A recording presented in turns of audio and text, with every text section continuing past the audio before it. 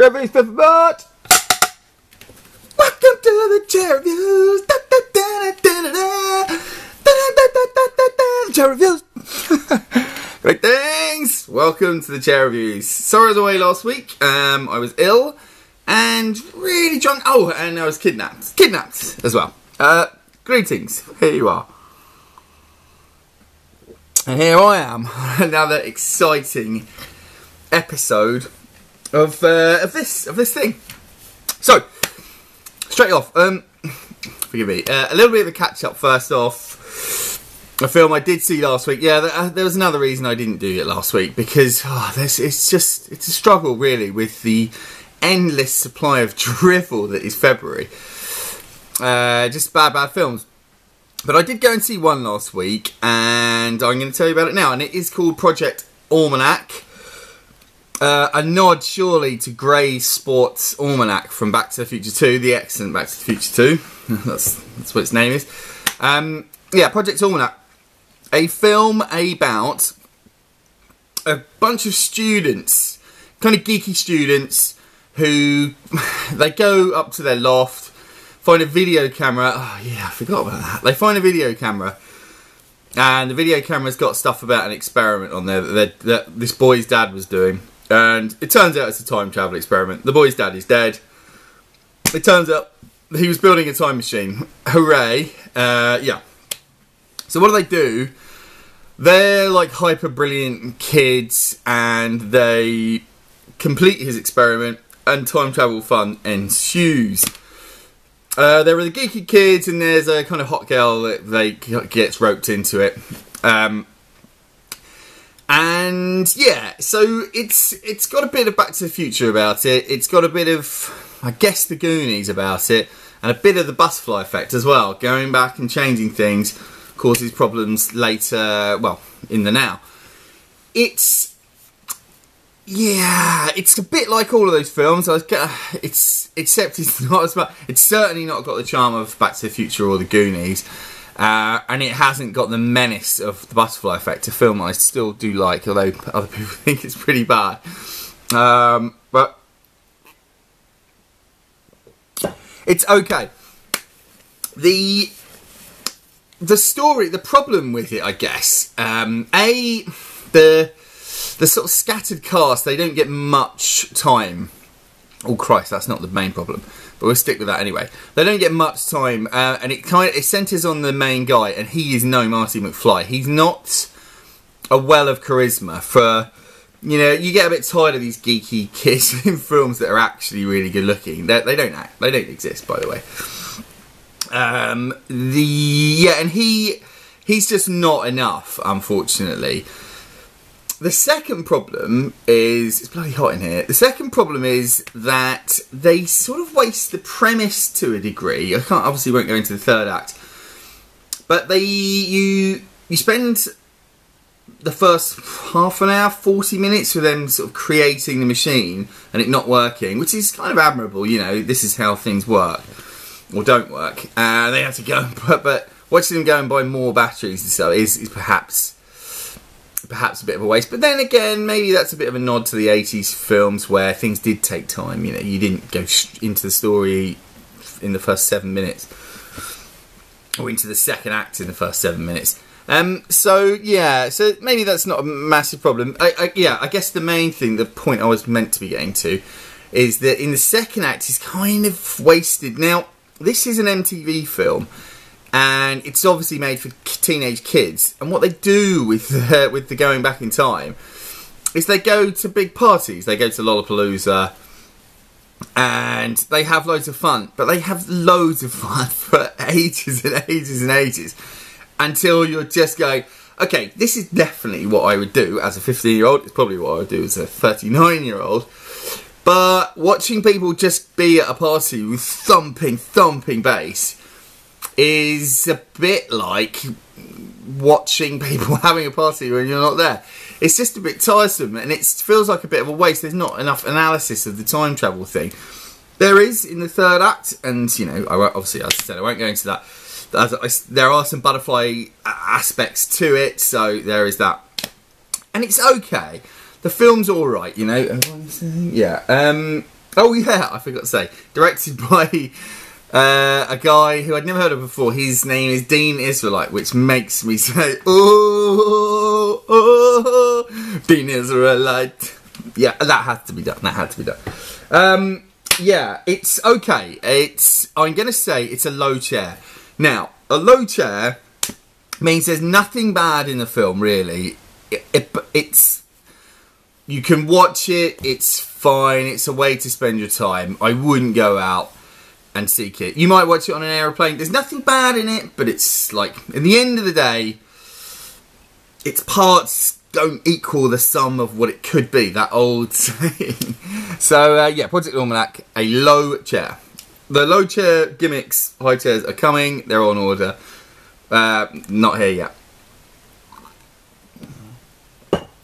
Tonight, just now, just this very day, without time travel, I went to see Focus, which is the latest film from Will Smith, and it's directed by a couple of fellas called Glenn Ficarra and John Requa, who last time out directed the quite excellent Crazy Stupid Love, which I really enjoy. And they've done I Love You, Philip Morris as well, which is interesting. Okay. So this one's Will Smith. He hasn't been in anything for a while. It doesn't seem to me, anyway. I can't say that that's a bad thing. I'm not a massive Will Smith fan. But it stars him as a con man. And it's him. And at the beginning of the film, he finds Margot Robbie. And Margot Robbie from Wolf of Wall Street, who is terrific. I think she's going to be a big star. I think she already is a big star, really, just with 2 films. But you can see in her something that is more than just a pretty face. She's got pizzazz. So, yeah, they meet up and they start to do a con. And then the film goes on. It's a bit difficult, this one. Yeah, I mean, obviously I can't tell you too much about plot things. What I will say is that the characters, Will Smith's character... it's another one of these duds. He's not quite Barney Ross. He's not quite absolutely superhuman dull. But he is dull. He's so slick. He's not doing any of his charm. He's trying this sort of man charm, just like sipping wine all the time, and he's really super slick and super boring. Boring, as slick as a wanker. As slick as a wanker. That old saying. I'm coming out with these old aphorisms. Brilliant. Yeah. As slick as a wanker. Yeah, and because of him, the film dries up a little bit, I think. I think Margot Robbie's doing her best.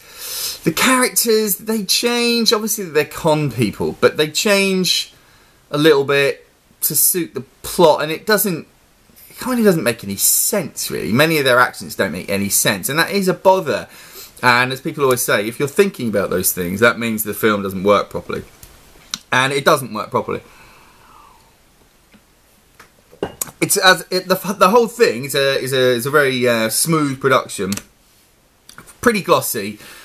Admirably they avoid lots of the gimmicks, like when they're showing the con, they avoid the screen wipes, like that would happen that did happen in Ocean's 11. Unfortunately, they also avoided the charm of Ocean's 11. This film isn't charming. It's not bad. You can spend your time on it. I don't know. I see a lot of these things coming. A lot of scenes that are a bit pointless. It's not great. It's a low chair. Oh yeah, there's one scene. I will tell you this. There's one scene where there's a bouncer, a bodyguard, building up to something, and it's the one piece in the film where you go, oh, these people aren't stupid. They're onto something here. And there's this whole setup, and I found that really, really entertaining. And there's I laughed a couple of times, yeah. And I like Margot Robbie a lot. But it's another low chair. It's another low chair. There's nothing bad in it, but it hovers above boring, but only about a couple of inches for the whole thing. There's nothing in there. It's gently amusing. So a low chair, it's not bad. It's not terrible. But there you go. You know, seek it out if you wish. I wouldn't rush to the cinema. Right. Up next, we're going... clapping hands. We're going to... oh yeah!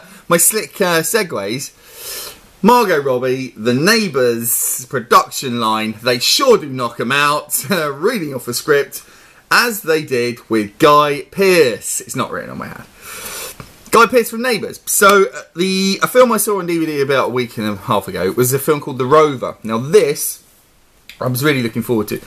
It's directed by a guy called David Michôd or something like that. He is the director of this, Animal Kingdom, which is a three-throne, brilliant, fucking superb film. The best film of that year, I would say. A modern classic, utterly thrilling. So you can't do much better than that, except Three Thrones. Yeah, that's a really, really good film. So I was looking forward to this one. He's an Australian man, and this film's set in Australia as well, but kind of in a mid-mix. Oh, that was a bit... Yeah, into New Zealand, I think, maybe. I shouldn't offend people, should I? Stop it with the accents.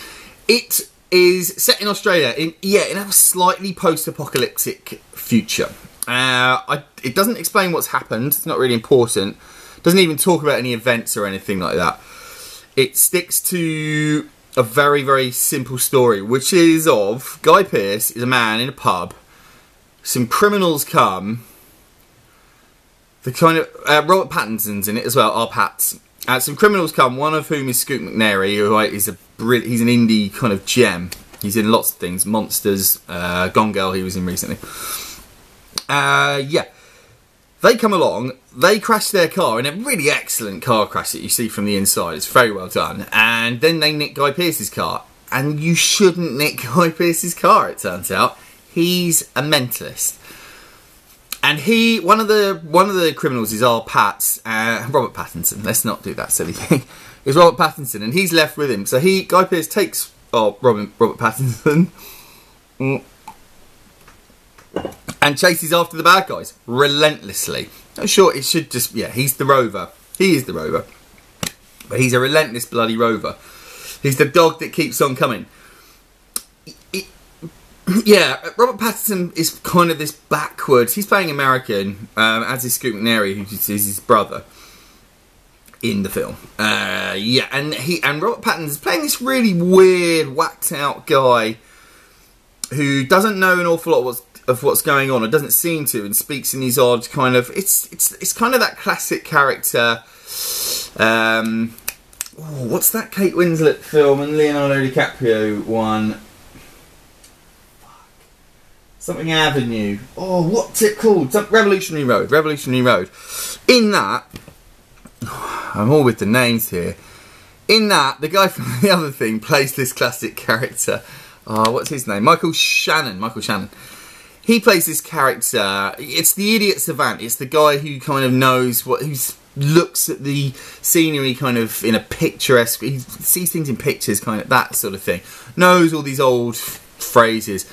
And he plays this kind of guy who's essentially a bit of a loony, really. But Guy Pearce is a madman. And he's relentless. And he goes after them, as I've already said. Boring. But what's going for this one? The Australian scenery, which is stunning and just given to this bleakness, which always works well on film. It's so cinematic. It's so vast. And you do get the vastness in this film. You also get the backwardsness and the post-apocalyptic nature in a flavour that's very unpleasant. The people who have survived are all weird. There's, like, boys are offered up for sex and stuff. You don't see any, like, horror. But it's all done in this quite disturbing way. This film is kind of unpleasant. A lot of people get killed. Guy Pearce kills a lot of them. And it's willy-nilly, you know. You don't need to make him too angry to get killed. A lot of people die. There's a lot of gunplay. And that's the story, really. Yeah, it's bleak. It's dark. It's pretty good. I think it's really... I think it's really good. I'm going to give it one throne. Hermage says... Hermage gives it one. I wish it was a little bit better. I guess... It's yeah, maybe if there was a little bit more to it, a little bit more development. I don't know. I get perhaps the bleakness just stops true enjoyment, because it is dark, it is quite sad, but it is good. That shouldn't put you off. A throne means you should watch this damn thing, and it is good. I would see it, and I'll stop saying good in a minute. And that was the Rover from last year, 2014. Right, next, let's hurry up. Oh yeah, The Golden Dream. The Golden Dream is a film, a Guatemalan film, and it is about 3 kids who are travelling from Guatemala to America. That being the USA. They're already in America, Robert. Yeah. It starts off with a girl going into the bathroom, and she chops all her hair off and takes up her boobs because she has to look like a boy for this journey. And you find out why as the film goes along. It's shot, you know, the cast are kind of unknowns. They're just Guatemalan kids. It's directed by a guy called Diego Quemada Diaz. There you go. I don't know anything he's done. It's shot in this very verite style. It's almost like a documentary, but it's very, very well done. A lot of them travelling is on the tops of trains. You're seeing a lot of the countryside. The girl and the boy are Spanish Guatemalan, and there's a little lad who comes along with him who's Indian. And there's a horrible race thing going on between the Spaniard boy and the Indian, because they both fancy the girl. I guess part of it, but well, quite a lot of it. But that's quite upsetting, and it makes you think. The things that happen to them along the way are they're harrowing. They're not done in this hideous, dramatic style with lots of music or anything. It's very verite, very verite.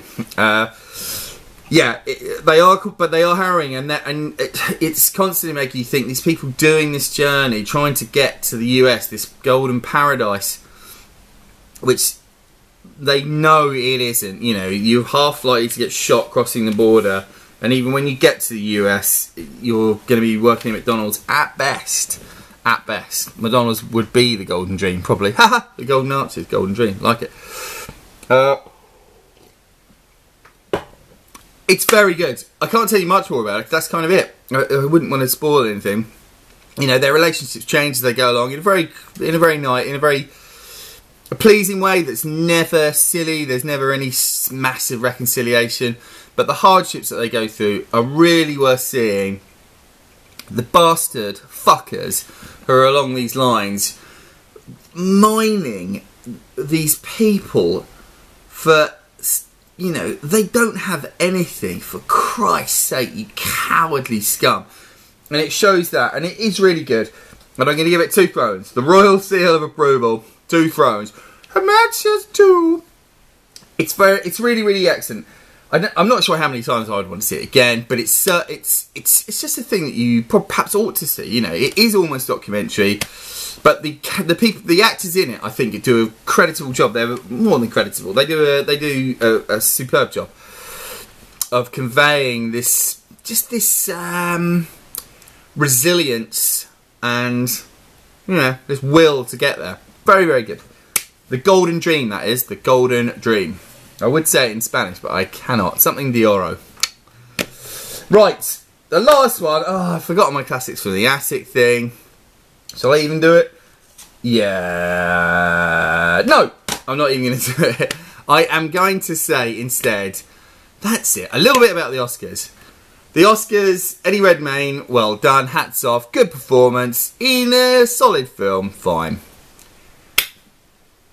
I'm still just angry about Gone Girl not getting anything, or Interstellar. I think Interstellar got 1 award, didn't it?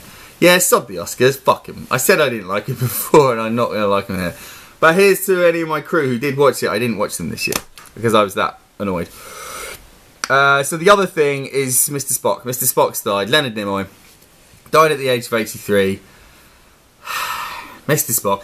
As an actor, fantastic. In Mission Impossible quite a lot. And which people don't know or forget. But as Spock, one of the most indelible characters of fiction of the 20th century and 21st and beyond. The 24th century, the 23rd, really, and the 24th. A real legacy there. It made me quite upset when I found out he died, but he did live long and he prospered. Boom, boom. Directed Three Men and a Little Lady, and fantastically Star Trek 4. He also did Star Trek 3, which is underrated and I like a lot. But brilliantly Star Trek 4, which is... That looked like he was really on his game, and he infused it with the wit and the joy of the old Star Trek episodes. You know, the fun ones like Piece of the Action, when they just get into these scrapes. The comedy between him and Shatner was... And DeForest Kelley... was just superb. A real credit to the series, and one of the highest grossing ones. Well, yeah, until these modern shit too. And of course, he's also in cinema's greatest death scene, which I watched, having heard of his death, and was in floods of tears. From Star Trek 2, hideously copied in the recent Star Trek film. But yeah, just lovely man apparently, and he was an alcoholic, which. Well, no, I shouldn't say hats off. But yeah, rest in peace, Mr. Spock. And that does wrap it up, because I think we've probably run out of time. Let's go. Next week we're gonna do Chappie, and Chappie, which I think I'm either gonna really not like, or I'm gonna find is okay, or I'm gonna really like. Or it's that and the Best Exotic Marigold Hotel, the second best one. It's not as good as the first one. So that is next week. Let's do that. Let's say goodbye and have a lovely chair reviews weekend. Bye-bye.